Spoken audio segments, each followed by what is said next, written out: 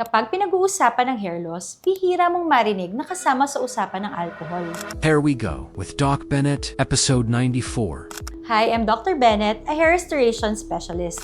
Let's connect the dots. Kapag umiinom ng alcohol ang isang tao, hindi naman buhok ang unang naaapektuhan. Pero may mga bagay na pwedeng maapektuhan ng sobrang alcohol intake, tulad ng tulog, recovery, at minsan pati nutrition. At kung napapansin mo, lahat ng yan ay importante para sa healthy hair growth. Kaya hindi ito simpleng usapan na uminom ka ng alcohol, magkaka-hair loss ka. Hindi ganon. Mas tamang sabihin na ang buhok ay madalas sumasalamin sa kung ano ang nangyayari sa katawan. At kapag may mga habits na nakakaapekto sa overall health, posible ring maapektuhan ang environment kung saan tumutubo ang buhok. Kaya kapag may hair concerns, hindi lang kami nakatingin sa anit. Tinitingnan din namin ang mas malaking picture.